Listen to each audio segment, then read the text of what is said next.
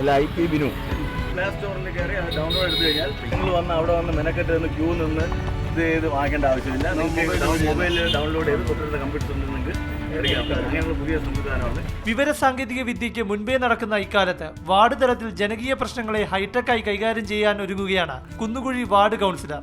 IP Binu എന്ന യുവ നേതാവ് ജനങ്ങളുമായി ആശയവിനിമയം നടത്താൻ ഒരുക്കുന്നത് മൊബൈൽ വെബ് ആപ്ലിക്കേഷനാണ്.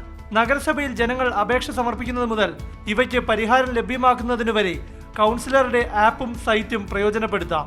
വാർഡിലെ ജനകീയ ആവശ്യങ്ങൾ പരാതിയായും ഫോട്ടോ വീഡിയോ രൂപത്തിലും ആപ്പിലൂടെ കൗൺസിലർ IP ബിനുവിനെ അറിയിക്കാൻ കഴിയുന്നതാണ്.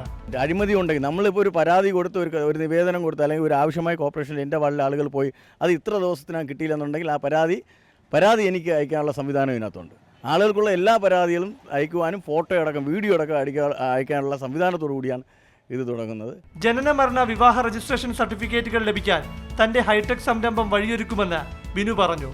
ആപ്പും സൈറ്റും സജ്ജീകരിക്കുവാനുള്ള പണം എങ്ങനെ വഹിച്ചു എന്ന ചോദ്യത്തിന് ഇദ്ദേഹത്തിന്റെ മറുപടി ഇങ്ങനെ: നല്ല സുഹൃത്തുക്കളുണ്ടെങ്കിൽ മുഖം നോക്കാൻ കണ്ണാടി വേണ്ട എന്ന് പറയുന്ന പോലെ ഇതെല്ലാം അവരെ ആത്മാർത്ഥമായിട്ടുള്ള ഒരുപാട് പേരുടെ നിർദ്ദേശങ്ങളാണ് ഇതിലേക്ക് എത്തിക്കുന്നത്. ജനങ്ങളുടെ ഒരു എല്ലാ അഭിപ്രായം ഉണ്ടായിട്ടുണ്ട്. കുന്നുകുഴി വാർഡിലെ ജനങ്ങളും കൗൺസിലറുടെ ഉദ്യമത്തെ ഇരു കൈ നീട്ടി സ്വീകരിക്കുകയാണ്.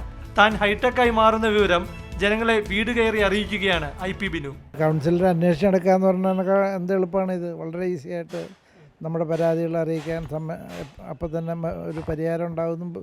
ബിനു ആണെങ്കിൽ വളരെ സ്മാർട്ടാണ്. വെള്ളിയാഴ്ച CPM സംസ്ഥാന സെക്രട്ടറി കോടിയേരി ബാലകൃഷ്ണൻ IP ബിനുവിന്റെ മൊബൈൽ ആപ്പും വെബ്സൈറ്റും തുടക്കം കുറിക്കും. മാതൃഭൂമി ന്യൂസ്, തിരുവനന്തപുരം.